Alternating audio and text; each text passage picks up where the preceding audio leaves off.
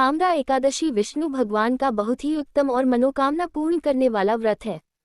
इस व्रत को करने से मनुष्य की सभी मनोकामनाएं पूर्ण हो जाती हैं, इसलिए इसे फलदा एकादशी भी कहते हैं। कामदा एकादशी का व्रत करने से मनुष्य को सभी पापों से मुक्ति मिलती है। कामदा एकादशी मनुष्य के जीवन के सभी कष्टों को दूर करने वाली और मनवांछित फल देने वाली कही जाती है। कामदा एकादशी का व्रत चैत्र शुक्ल पक्ष की एकादशी के दिन किया जाता है। एक बार पांडु पुत्र धर्मराज युधिष्ठिर ने श्री कृष्ण से प्रश्न किया कि भगवान, ये कामदा एकादशी क्या है? कृपया इसकी महानता का वर्णन करें। तब भगवान श्री कृष्ण ने धर्मराज युधिष्ठिर से कहा, जो भी मनुष्य कामदा एकादशी का व्रत करता है उसके जीवन के सभी कष्ट दूर हो जाते हैं और वह मृत्यु के पश्चात स्वर्ग को प्राप्त होता है। इसके अलावा जो लोग पुत्र की कामना रखते हैं उनके लिए भी यह व्रत बहुत ही फलदायी है। कामदा एकादशी पूजन विधि। 1. कामदा एकादशी का व्रत करने के लिए दशमी के दिन दोपहर में जौ, गेहूं और मूंग की दाल का भोजन करके भगवान विष्णु का ध्यान करें।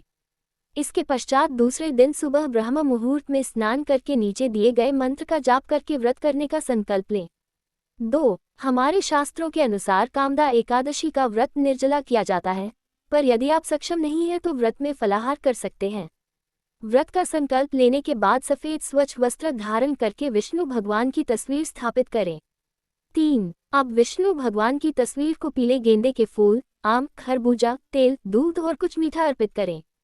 इसके पश्चात मन में भगवान विष्णु का ध्यान करते हुए नीचे दिए गए मंत्र का जाप करें। ओम नमो भगवते वासुदेवाय नमः। 4. अब विधिवत हवन करें। यदि आपको हवन करने की सही विधि पता नहीं है तो किसी पंडित के द्वारा हवन संपन्न करवाएं। इसके पश्चात विष्णु सहस्त्रनाम का पाठ करें। पूजन के बाद भजन कीर्तन करके भगवान की श्रद्धापूर्वक परिक्रमा करें और उन्हें प्रणाम करें। इसी प्रकार पूरा दिन सात्विक आचार विचार ग्रहण करके भगवान विष्णु की सेवा और भक्ति करें। अगले दिन सुबह ब्रह्म मुहूर्त सुबह 4 बजे में स्नान करने के बाद विष्णु भगवान का पूजन करें। पूजा करने के बाद कामदा एकादशी की कथा सुनें। कथा सुनने के पश्चात ब्राह्मण को सात्विक भोजन करवाकर अपनी क्षमता अनुसार दान दें। कामदा एकादशी व्रत कथा प्राचीन काल में भोगीपुर नामक एक नगर था। वहां पर अनेक ऐश्वर्यों से युक्त पुंडरीक नाम का एक राजा राज्य करता था। भोगीपुर नगर में अनेक अप्सरा, किन्नर तथा गंधर्व वास करते थे। उनमें से एक जगह ललिता और ललित नाम के 2 स्त्री पुरुष अत्यंत वैभवशाली घर में निवास करते थे। उन दोनों में अत्यंत स्नेह था, यहाँ तक कि अलग-अलग हो जाने पर दोनों व्याकुल हो जाते थे। एक समय पुंडरीक की सभा में अन्य गंधर्वों सहित ललित भी गान कर रहा था। गाते गाते उसको अपनी प्रिय ललिता का ध्यान आ गया और उसका स्वर भंग होने के कारण गाने का स्वरूप बिगड़ गया। ललित के मन के भाव जानकर कारकोट नामक नाग ने पदभंग होने का कारण राजा से कह दिया। तब पुंडरीक ने क्रोधपूर्वक कहा कि तू मेरे सामने गाता हुआ अपनी स्त्री का स्मरण कर रहा है, अतः तू कच्चा मांस और मनुष्यों को खाने वाला राक्षस बनकर अपने किए कर्म का फल भोग। पुंडरीक के श्राप से ललित उसी क्षण महाकाय विशाल राक्षस हो गया। उसका मुख अत्यंत भयंकर, नेत्र सूर्य चंद्रमा की तरह प्रदीप तथा मुख से अग्नि निकलने लगी। उसकी नाक पर्वत की कंदरा के समान विशाल हो गई और गर्दन पर्वत के समान लगने लगी। सिर के बाल पर्वतों पर खड़े वृक्षों के समान लगने लगे तथा भुजाएं अत्यंत लंबी हो गईं। कुल मिलाकर उसका शरीर 8 योजन के विस्तार में हो गया। इस प्रकार राक्षस होकर वह अनेक प्रकार के दुख भोगने लगा। जब उसकी प्रियतमा ललिता को यह वृतांत मालूम हुआ तो उसे अत्यंत खेद हुआ और वह अपने पति के उद्धार का यत्न सोचने लगी।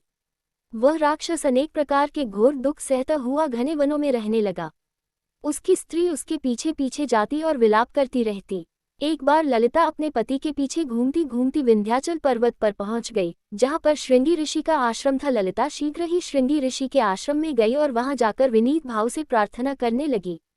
उसे देखकर श्रृंगी ऋषि बोले कि हे सुभगे, तुम कौन हो और यहाँ किस लिए आए हो? ललिता बोली कि हे मुने, मेरा नाम ललिता है। मेरा पति राजा पुंडरीक के श्राप से विशालकाय राक्षस हो गया है। इसका मुझको महान दुख है।